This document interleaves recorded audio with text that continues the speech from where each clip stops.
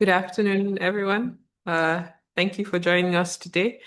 Today at the MPC's seminar, we'll be having a presentation by Dr. Franzisca Zanker on understanding political agency, migrant perspectives from Africa. Um, I will introduce the speaker and she'll speak for 25 minutes. And afterwards we can have a discussion.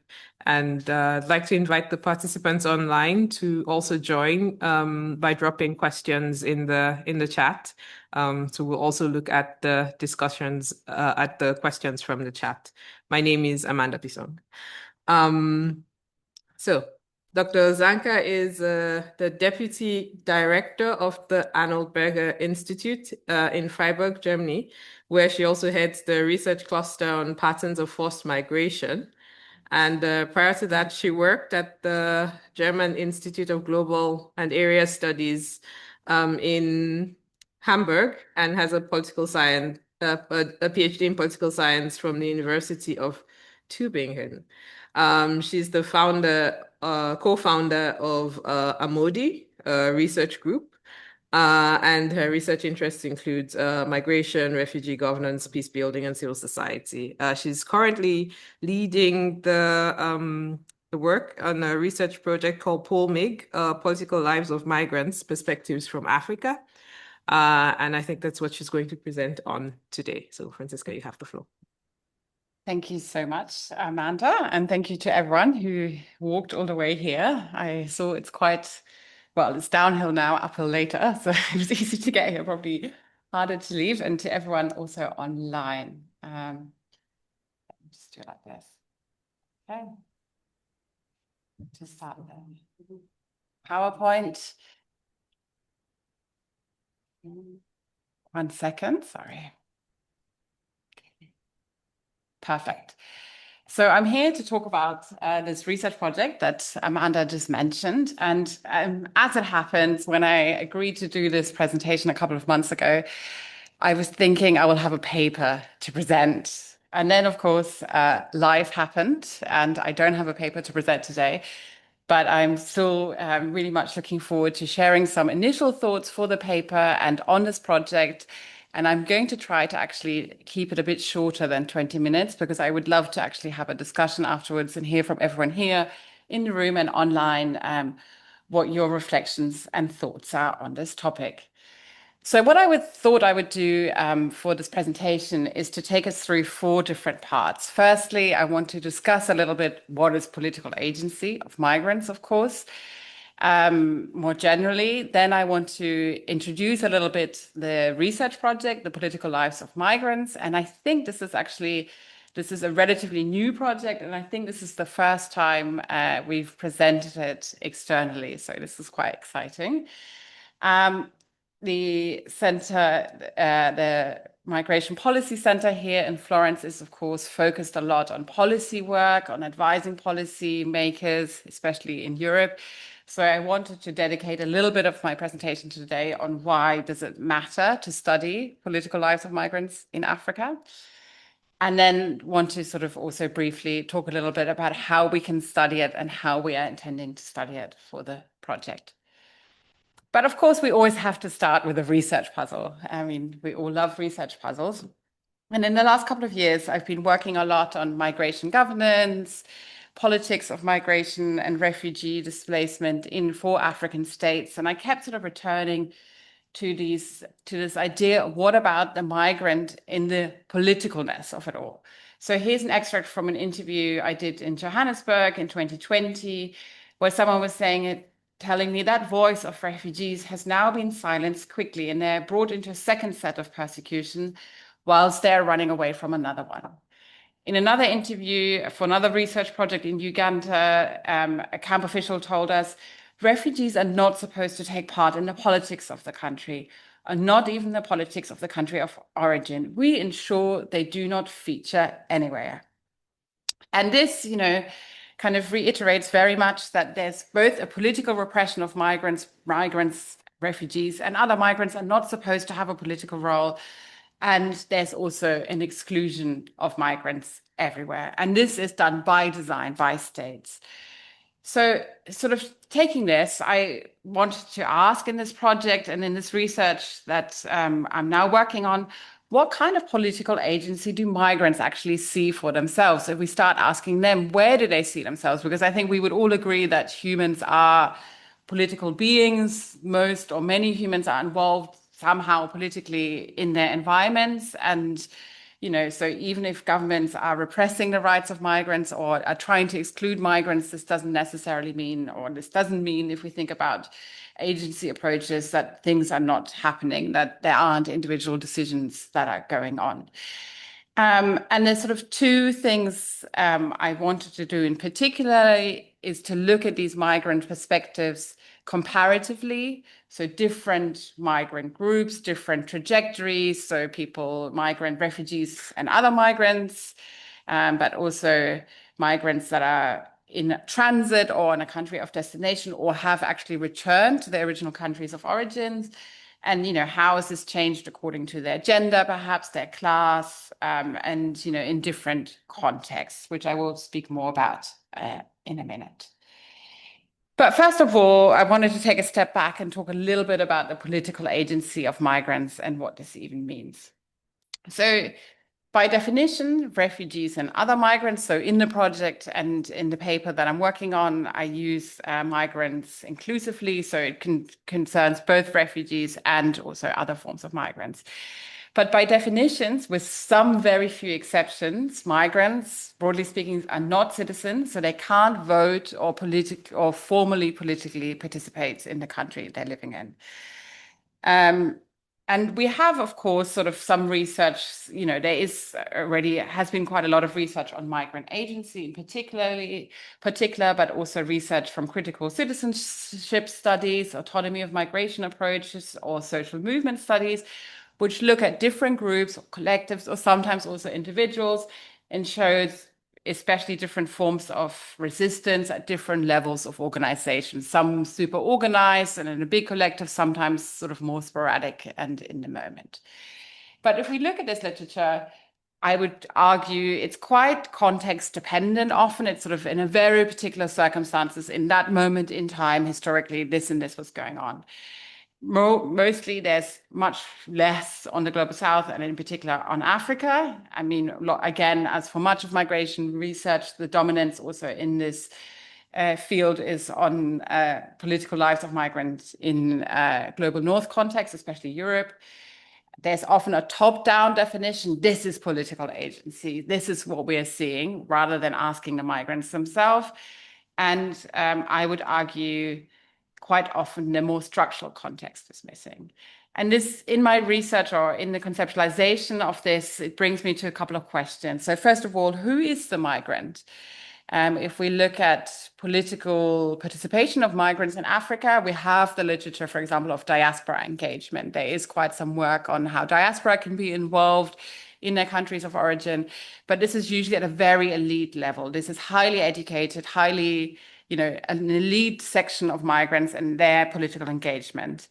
But if we, what if we look at different types of migrants, including people, who are so-called low-skilled migrants who are working in different sectors, and just thinking about, also returning migrants, people, as I said, in transit, or refugees or migrants.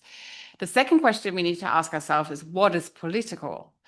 And here it actually begins to get quite tricky. There's a big discussion, of course, in the division between what is personal and what is political when migrants are involved in, very much their everyday activities or like struggling to survive in their everyday. Is that automatically a political question, or is it just their sort of personal, private problem and matter of survival? And here it's quite interesting to look at the work from Afrofeminist scholarship, which really argue there is actually no such division between the personal and the political. The personal is always political. Another question we can ask ourselves, do we only look at migrant agency when it's effective, when it actually has an influence? What about people trying to do something and nothing ever changes? Would that count as political agency? Or do we only consider sort of so-called successful cases of agency? And this really ties back into this question of structures. So the structures, the states people are acting in, the organization people are interacting with, really, this kind of structural context really then depends on how much influence they can actually have and how much they can actually affect the outcome. So I argue, and for this project, we argue for a relational and self-defined conceptualization of migrant agencies. So relational is always in relation to the state, to the particular historical context, to the organization. Sometimes, there's quite some political activity, for example, in relation to UNHCR or IOM going on. So it can be relational to an organization as well. And it's very important, and I think hasn't really been done. So, and we're going to try and do this in this project. So we'll see where we stand in a few years to try and get to a self-defined conceptualization of politics. So let me introduce our research project, the Political Life of Migrants. This is the very lovely team. Edwin Mutinyoko, Jamila Hamidou, and Sophia Stille, and Konstantin Herberger. And together in the last couple of months, we've been setting up the research project. We have 4 work packages. The main one, of course, is this self-defined political agency of migrants. We also look at what we call the politicization processes of belonging, which is a bit of a mouthful, but it's basically the broader societal context within the different contexts where we'll be working in. So, we also look at migration states and spaces, because I feel like a lot of the times the literature on migrant agency looks like at agents or collectors, but then sort of doesn't look at the broader state context. And this project will really try and bring these together. At the same time, it has quite a critical perspective on the migration states literature. Often there's a containerization of state. There's an obsession with everything is about the state, and we want to try and avoid that. So we also speak of these, or we think of the states or the countries where we will be doing our field work in as spaces that are, of course, affected by a particular history. And the countries we'll be doing research in Malawi, Liberia, Ghana, and Kenya. And then very important, and I will say something more about this, is the Afrocentric perspective this project has.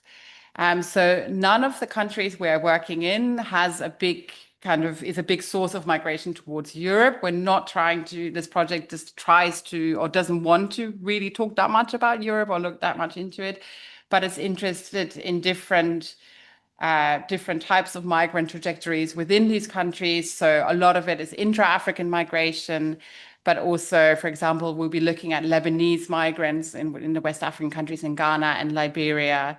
And a little bit, we'll see how it works out. Also planned migration from Kenya and from Ghana towards Latin America. So sort of what's the relevance of Afrocentric perspectives, or how we're taking it? I think we think in the project that there's, broadly speaking, 2 issues. There's a problem of knowledge production. I think everyone will know about this or be very aware of this. This relates to epistemic inequalities in the design, funding, approach, and relevance of finding in research projects. And theories made from the global north. So actually what you have in a lot of cases is that, there is a wonderful scholarship on African migration, but often it's not very visible. So a lot of it is not published in the journals that the migration scholarship then reads. Or we have kind of migration theory development is made from empirical examples in the global north, and not as much, you have sort of individual case studies, or you have African migration studies that's seen as African studies rather than migration studies. In terms of the issues of knowledge production, within the project, there's a number of processes included relating to co-production, co-dissemination, and seeking to be aware of and address power imbalances. I'm happy to answer more questions on that later. But more importantly, there's this idea and the importance of centering Africa. So seeing the empirical and theoretical relevance of the continent. So what happens in Africa is also of importance elsewhere. It needs to be centered, also meaning that, of course, the global north or Europe is decentered. But this is not in it by itself, looking at Africa for everything that's going on there, but in relation to what's going on elsewhere in the globe. And there's a nice quote in a book from Mbembe and Sarr, where they say there's no longer an African question that is not at the same time a global question. And this is sort of really what we try to do in the Polmic project. Yeah. So as I promised, I wanted to briefly reflect on why does this matter? Why does African political agency matter? And this is a big project. It's a five-year ESC project. So of course there was an extensive external review process. I had 9 external reviews. Luckily, most of them were positive, but not all, of course. And I want to share an extract from one of the reviewers because I think it's a question that perhaps quite a lot of people looking at this project would have. So this reviewer said, why is such a focus, and this reviewer did not like the project, why is such a focus on the inner and intimate political lives of migrants interesting? Why do we need an Afrocentered perspective? What is specific to African epistemologies that may complement, criticize, or otherwise productively extend what we have learned from European origin research? So this is quite damning, but let's think about it together. And I mean, I think in terms of why is the political life of migrant interesting, we can start that off by making a rights-based arguments, sort of a rights-based approach. Going back to, even Hannah Arendt's thinking about the right to have rights, migrant rights are also human rights. Why shouldn't we care about migrants? And, why should we just accept that they are pushed to the political corners? So we have like a rights-based argument, but that, of course, is a normative argument.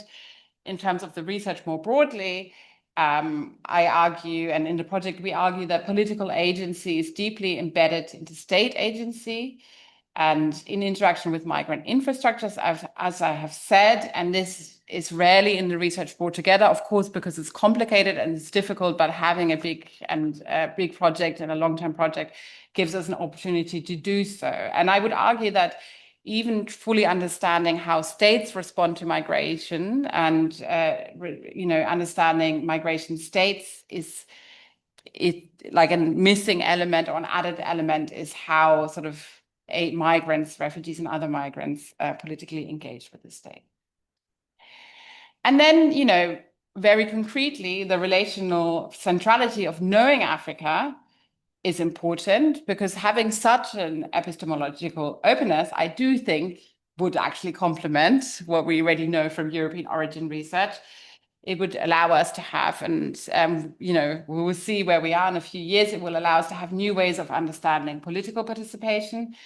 And amongst other things, also new ways of seeing how belonging can be measured beyond nationalism containers. And I think Eurocentric ways of seeing the world are very much around this idea of nationalism and nation states. And perhaps we'll see through this research and this project and on the political agency of migrants, we can see new ways of belonging, or we can understand how belonging can change over time in a context where perhaps this idea of nation state is not as central. So how do we go about doing that? The research project will use some of the kind of standard methods. So my colleagues are about to start the first round of field work, and then the first round will mostly focus on sort of traditional semi-structured interviews with various experts, including, of course, also migrants as experts. And we'll also look into doing some archival research in these countries, especially to look at these sort of how states speak about different migrant groups over a longer period of time. But there's 2 methods that I want to say a little bit more about that we want to include, which are sort of participatory-based research methods. One of them is migrant agency diaries. So from next year on, we will ask a total of 20 migrants coming from these 4 countries, at least half of them women, to keep a diary and share this with us over not over social media, sorry, over WhatsApp, over messaging service, where every time they think they are doing a political activity, they take a photo, send a voice note, write a message, whichever format they want to, over the space of a year. And with such an agency diary, we're hoping to, as I said, really get to grips with understanding a self-defined bottom-up understanding of what agency is, of what political agency is. It's going to be very difficult explaining what we want from them without giving them examples, because of course so if you have any ideas, we're very happy and open to hear them. So we're still kind of figuring out how to do that, but we want to try and give as little as possible to them and just leave them, of course, to do so. And of course, there's questions related to retention rates and so on. So these are things we're thinking about. And then the second thing that we're developing, and here in this photo, you can see a picture from a training we just did at the end of November on participatory theatre workshops. So, and we did a training in the theatre of the oppressed method.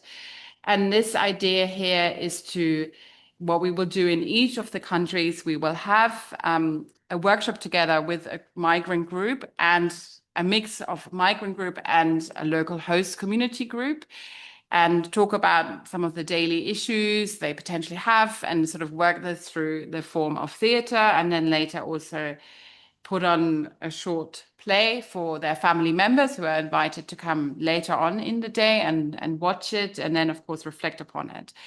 And this, really gives an opportunity both to have an emancipatory experience for the participants taking place, but also understand how belonging and agency can work in daily lives, and potentially also, or hopefully also, give us space to find out new things and to have sort of different epistemological insights that we wouldn't necessarily otherwise have. And then I said I was going to keep it short, but I'm going to talk about one more thing before. I'm curious to hear what everyone's thoughts are. And this is a database. So as I said, we really want to bring together these very bottom-up experiences and perspectives with a broader view, of course, of different migration states and how people see things. So at the moment, we're very busy and working on a database on political rights of migrants in all 54 African countries. So what we're doing here is looking at the laws that exist on paper for all 54 countries regarding migrants, diaspora, refugees, and asylum seekers. And we're looking at the levels of citizenship rights, voting rights, right of expression, right of association, right of assembly, and international legal protection. So this means, has a country signed the Geneva Convention? Have they signed some of the IOM legislation around the rights of migrant workers and these kind of things? And in each of these countries, we're sort of giving them a score by the end of how well they are sort of keeping up, or how many political rights they are offering for their migrants. We've finished the coding for all countries, and we're just going through the quality checks now, and then it will be available online on the Palmic website.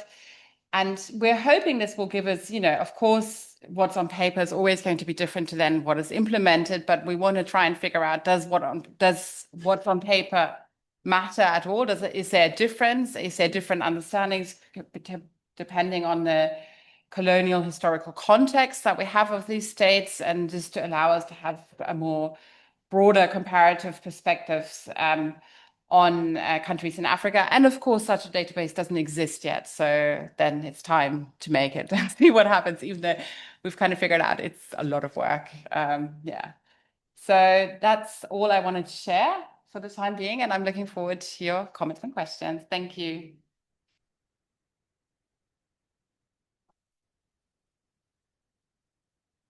Thank you, Franzisca, for your presentation. And I think now we can start with any first questions, first impressions.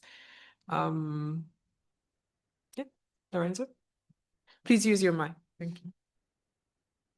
Hi, Franzisca, and welcome. I'm Lorenzo from the Migration Policy Center and the School of Transnational Governance, and congratulations. Maybe you didn't convince one reviewer, but apparently you did convince the other 8 of them. So great job. I have 2 questions and 2 comments. I'll keep it short, as short as possible. Initially, I thought you were going to present a bit of a typology. And I'm still puzzled whether this is something you want to do. I find the concept of political agency very important, but also very broad. And I imagine one contribution might be to clarify exactly in what ways migrants can exercise their agency politically. I'm thinking of very different examples. Social movements, of course, migrants had a big role in the Arab Spring. I'm thinking of voting that you mentioned, and for example, the Turkish diaspora was always very important in politics back in Turkey. I'm thinking of refugee-led organizations. And for example, I know the work of refugees in Libya, a very important organization that is pushing to change, the rules on asylum seekers, especially in countries of transit.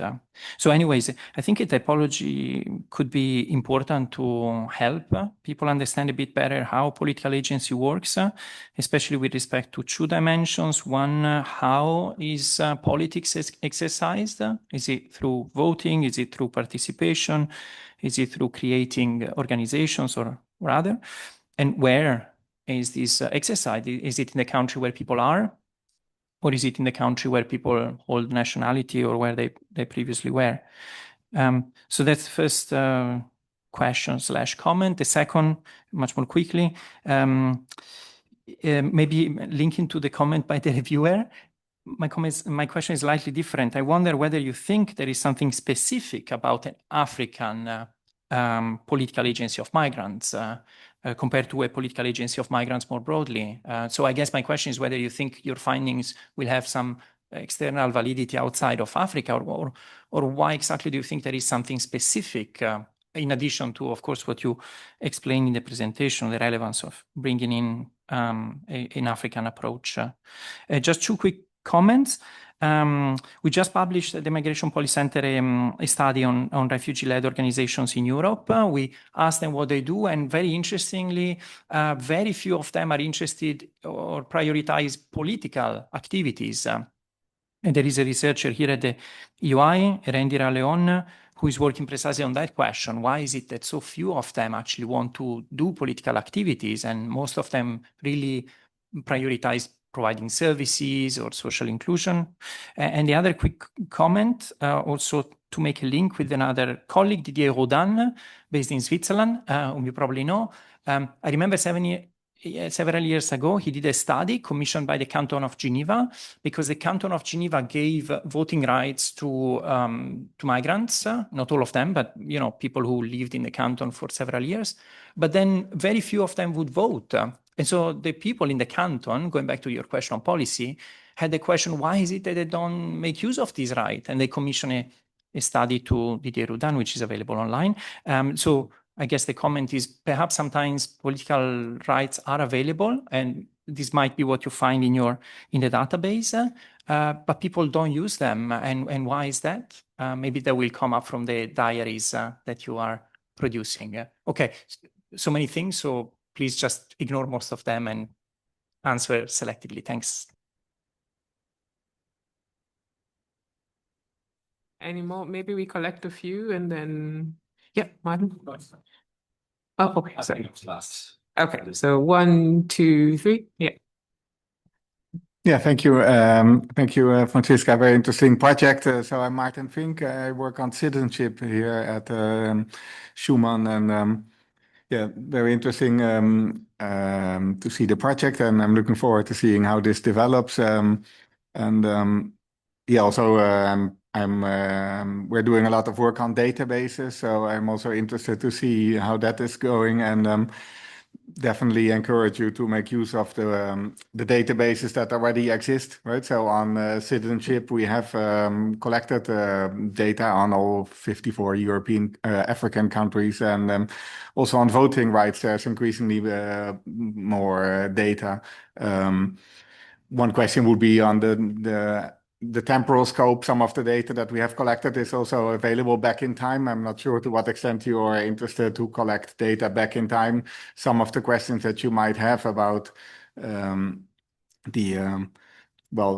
what extent these rights actually have consequences in migrants' life might require studying this over time, right? In order to see what happens before and after these rights are introduced.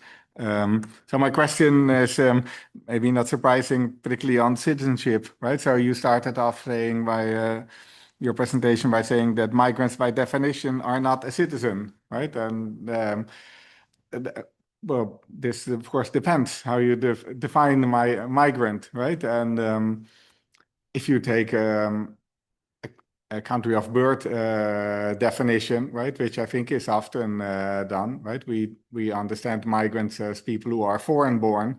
Then, of course, it is more about the place of birth and the movement through people's life course rather than the legal status, right? And the legal status is, of course, something that might change, right? So people might migrate while they're already a citizen, maybe by descent, or they might acquire the citizenship of the destination country through their life course.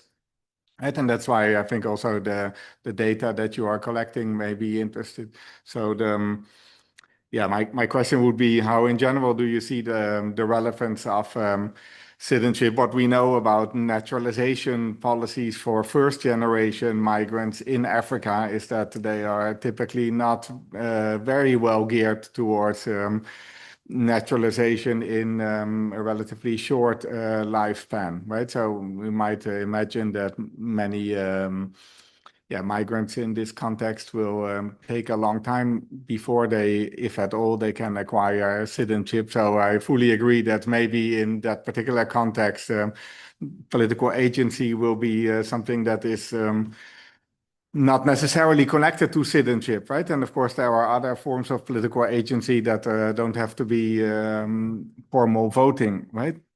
Here, what we know from the general literature, of course, is that this would be affected a lot by political socialization, right? So it depends on where migrants come from. If they were born in a non-democratic context, maybe that also affects the way that they think they can act politically later in life, even if they move to a democratic context, right? So this would also depends strongly on the type of migrant groups that you would look at in these four countries. So I wonder whether whether this is something that you plan to take along in your selection of migrant groups, right? And these diaries, I think, is a very interesting element. Of course, they are mainly qualitative approaches, so that means that by definition you will not have too much variation in migrant origin, I guess, right? So what is your thinking about this? Thanks.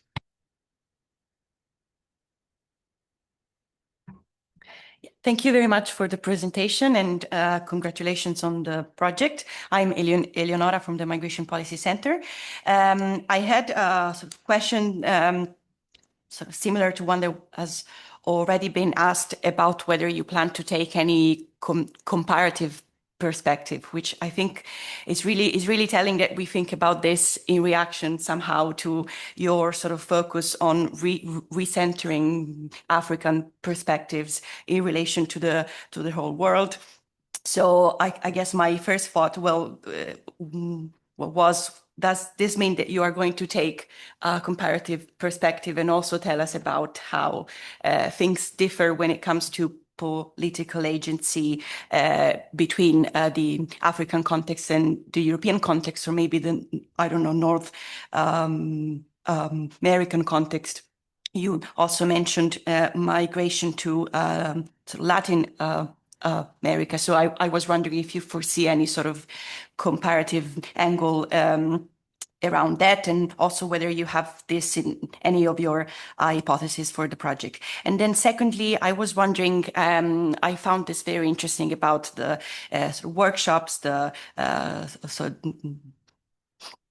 diaries as well. I was wondering, in terms of methodology, how you're going to select participants to this activities, and how you would avoid, in this case, some sort of selection bias, maybe in the group that you're going to define of people who are already interested, or whether it's going to be a completely random participant selection. So just interested to hear more about that. Thank you.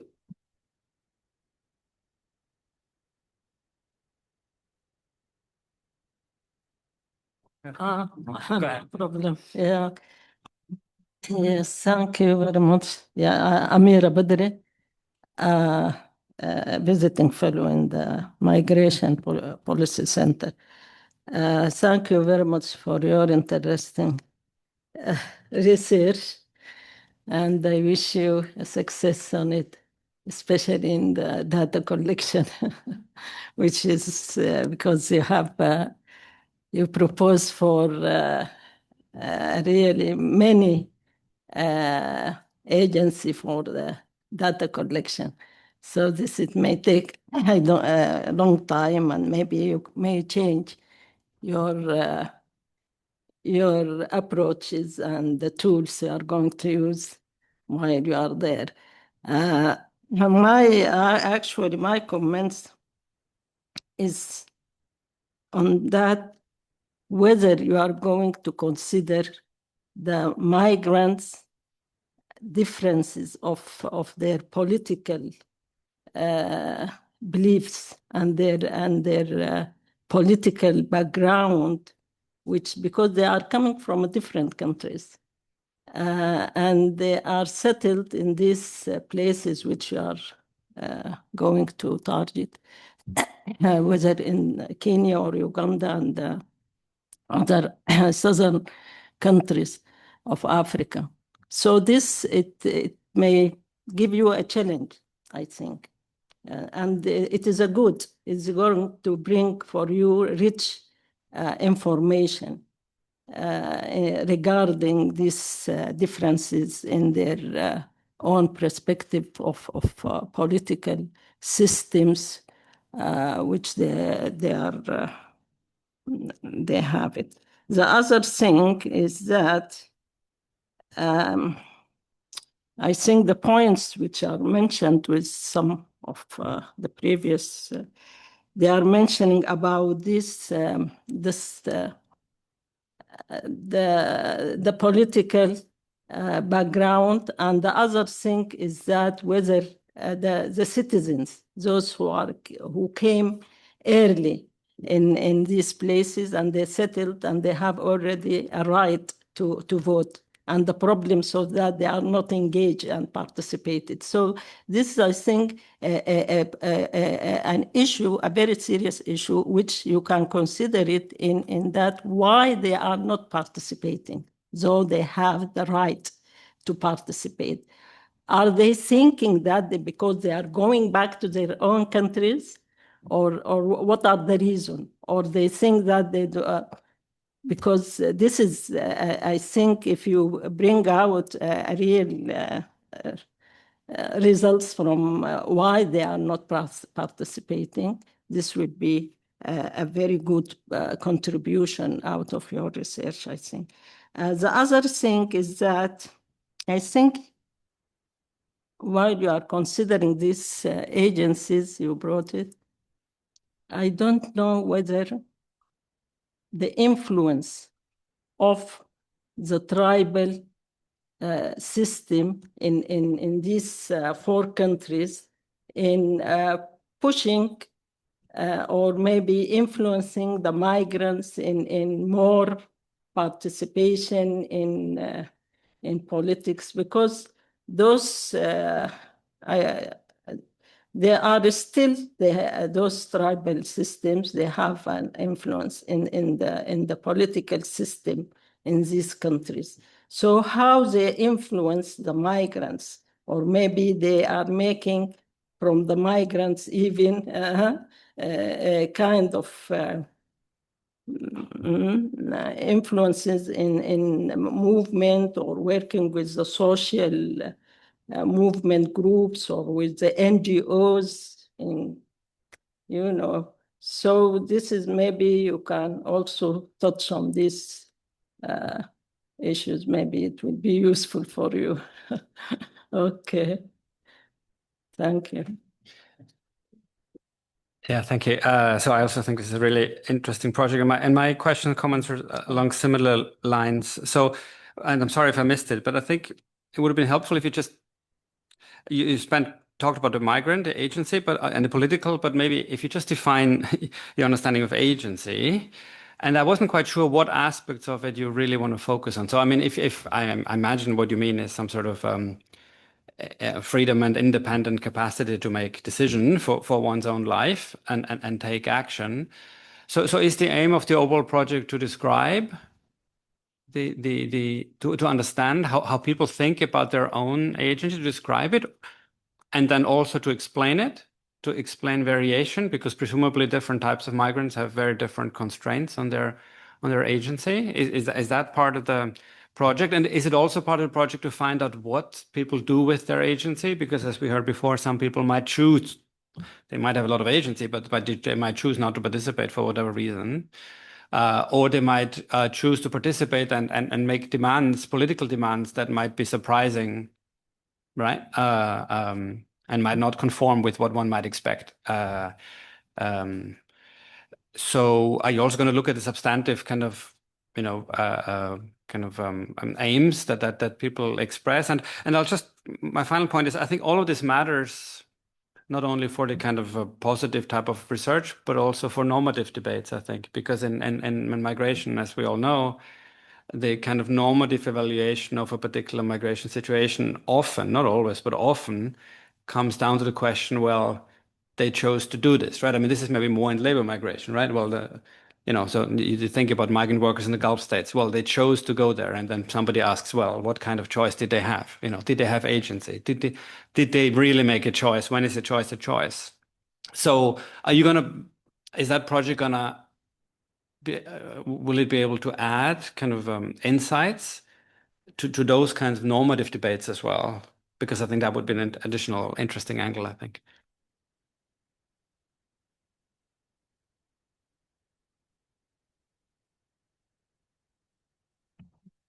Yes, thank you. Super interesting project.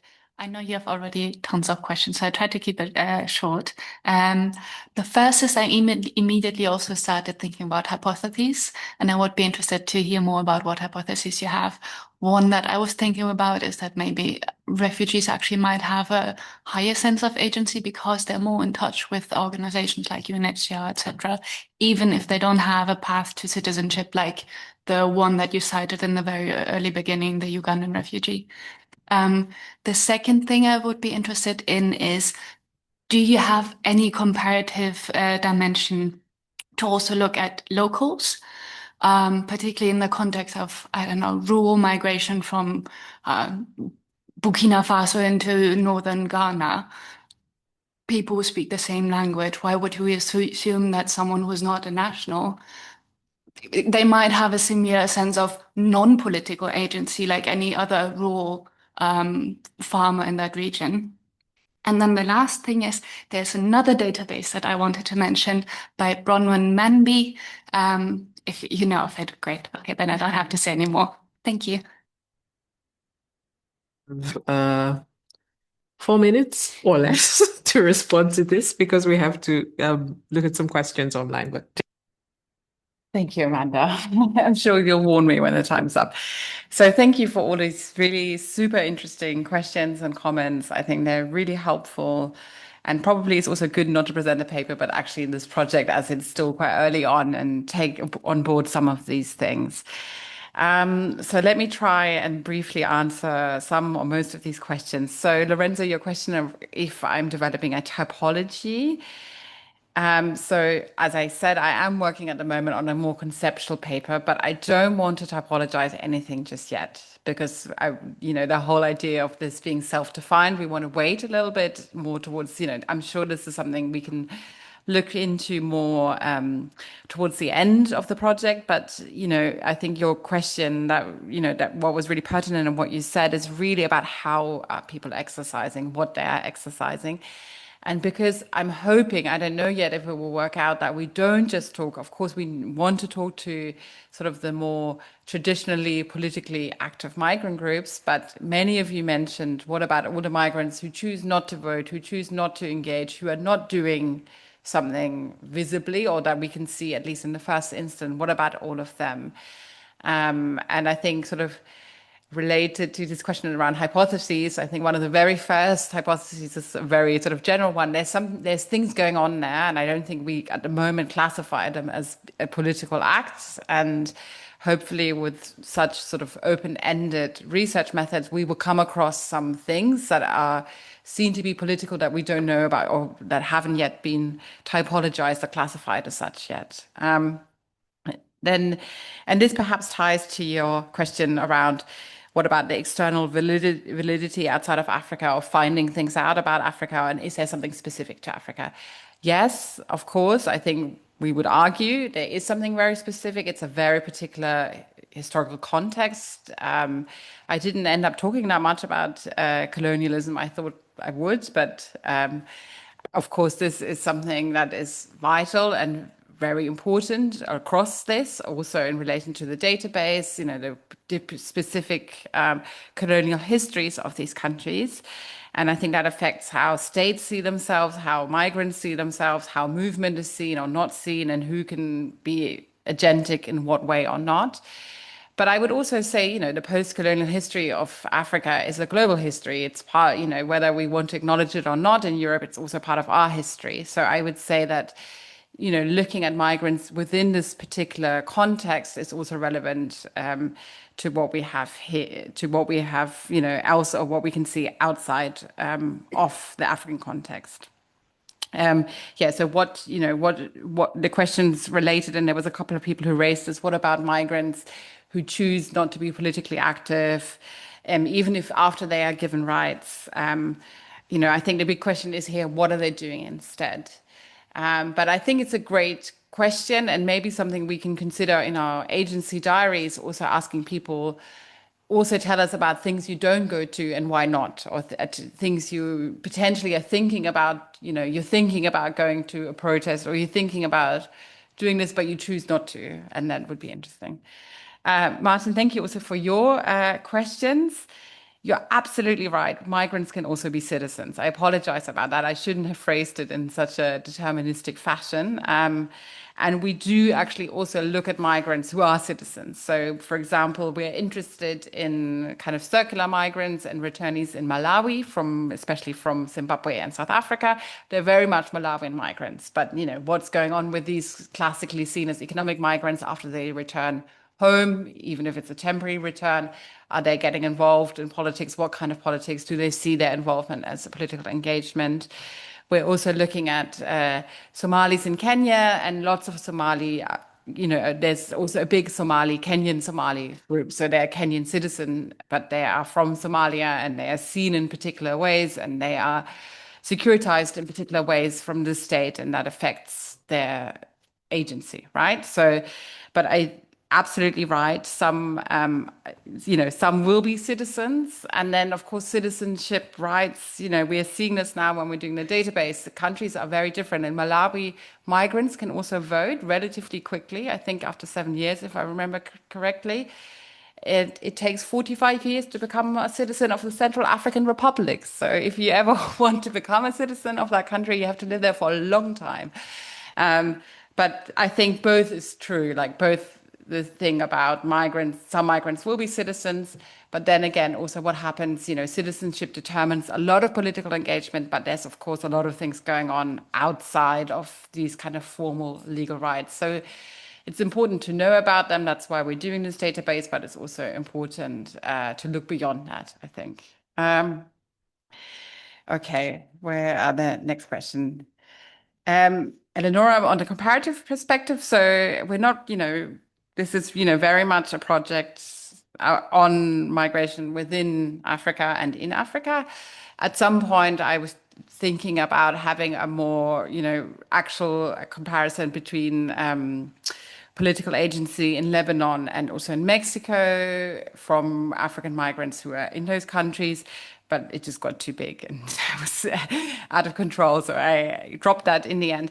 But what the comparative perspective really is about between different migrant trajectories and different types of migrants. So I think this, again, will be a little bit some of the questions that you, Martin, also had and Lorenzo around, what about this typology? What can we explain with that? What we're really hoping is, and we, in all the data gathering, even though it is mostly qualitative work, we will try to get sort of a representation across different types of migrants. And in particular, one thing we're paying attention to is women migrants. They are completely under-researched, especially when it comes to agency questions and especially when it comes to political agency questions. And I think, Julia, you also asked this question about what about the hypotheses. I think in particular, we're expecting that the political agency of women migrants will look different to that from male migrants, and that especially there we might be seeing some of these unusual forms of political engagement that might be difficult to see from the outside. As I said before, another comparative element is the post-colonial context, but because there's so many different things, we had to keep some things kind of common. So these are all English-speaking contexts. Apart from Liberia, they all have a British colonial history. Yeah. And then the selection bias and case selection of the people. I think for theatre workshops, you have to be open to doing, you have to want to do a theatre workshop. You know, we can't force people like randomly come to this event and then, you know, but of course, this is something we're, you know, acutely aware of, both in terms of making sure that people feel comfortable, that no harm will be done if we have a mix of migrant and host community groups. And then, of course, also who participates. So we will, of course, try and recruit people who don't necessarily know each other, because then there's predetermined power dynamics in the group. We will be working together with local theatre actors who have used this method before, who have experience of this method, and we'll be talking to them also on finalizing our recruitment procedures. And we will actually be doing we're kind of testing the research method now in Kenya and Ghana before we sort of do it again in all of the 4 countries, just to try out how this will actually work in practice.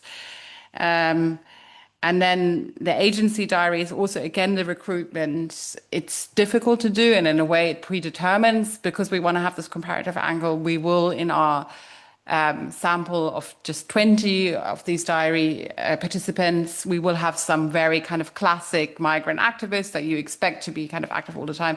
But we're really also going to be looking for people who might not even see their own work as political, really, before we sort of start talking to them.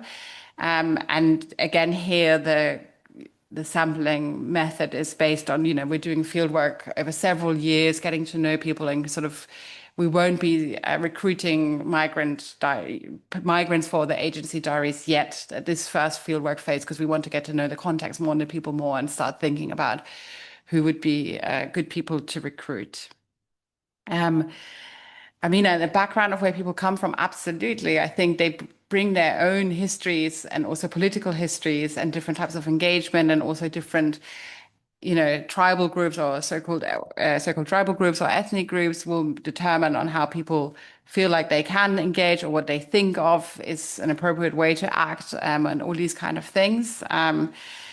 And I think this is also similar to your question, Julia, a little bit about like rural migration, you know, what about, or people coming from another country, but they speak the same languages. All of these things are something we really want to, of course, consider, and do think will affect of how people how people are engaging politically or not. And why are people not participating? I think a lot of time people are also scared, you know, especially for refugees. Actually, often they are scared this will affect their asylum cases.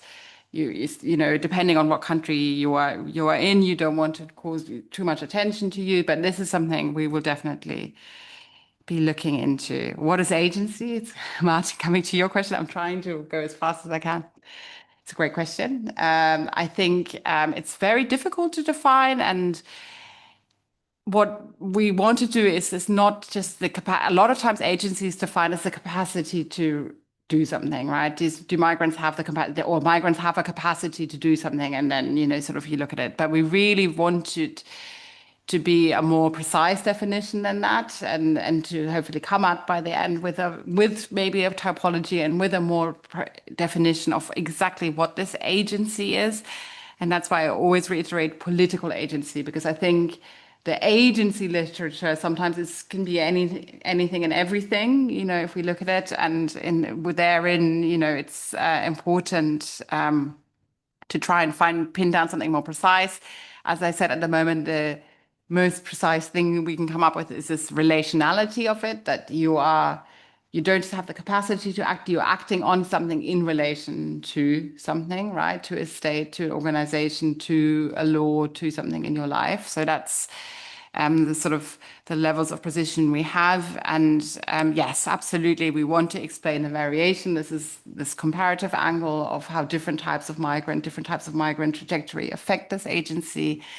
and also, yes, different types of aims people have and how they come about. So this is definitely what we're trying to do. So thank you for that. And then, of course, the normative debate. And here, I think we come back to the first question from Lorenzo around what's so specific about Africa, or, you know, what can we bring, what's relevant from Africa for outside. I think there's a huge contribution to be had here in terms of adding to normative migration debates. And so I agree, there's something definitely there.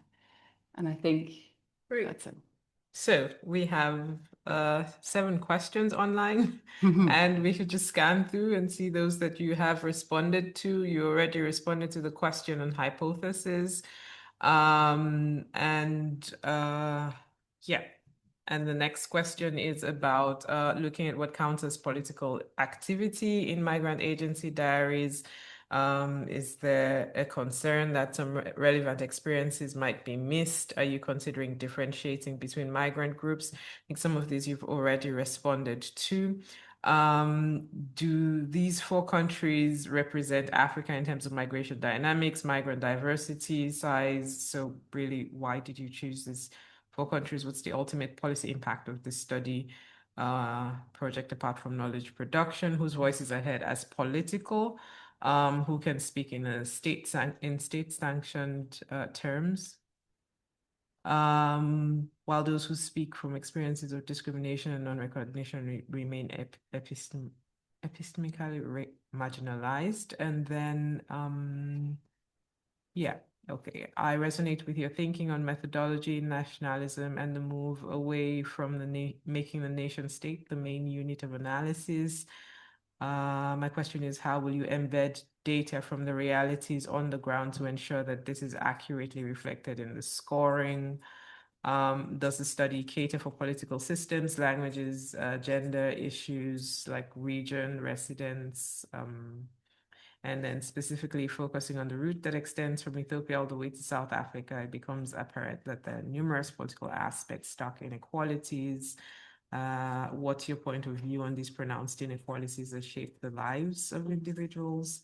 And then just not touching on activities considered political humanitarian aid for the countries of origin could be a niche to explore for political action. So maybe you can respond in like 2 minutes, because we're already over time, to some of the questions. Yeah. Okay, I don't know if I will be able to respond to all of them, but maybe just very briefly, yes, epistemic marginalization of certain migrants, this is exactly what we're trying to do, is to give voice to perhaps those migrants or those refugees. I think give voice to migrants and refugee in itself, but then of course, even within that migrant groups, exactly those that maybe aren't heard or that aren't seen as much in terms of the database of how much it will reflect the experience, the actual experience on the ground. It won't. This is a big disappointment, I think, to some of the people also coding it. It's impossible. It's already very, very hard to find laws and up-to-date laws and everything on all 54 countries. And to answer this, to give a picture of what's on paper, it would take us 5 years in our whole team to look at what it would be like in implementation for all 54 countries. So we won't be doing that, but of course we will be looking at it in much detail in those 4 countries. And there is a lot of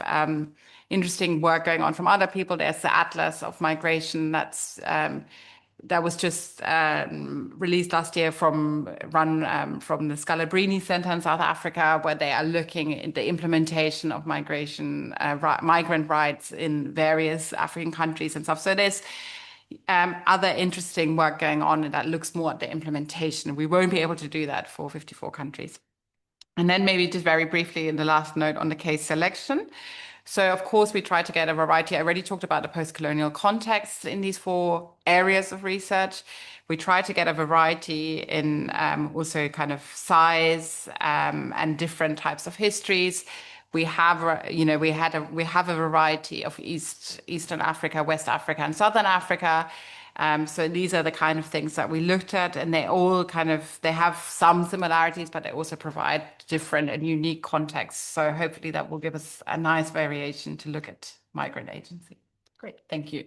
So thank you very much, Franzisca, for presenting your research. Thank you for attending in person and online, and thank you for your very engaging questions. I think it has been a very engaging 1 hour.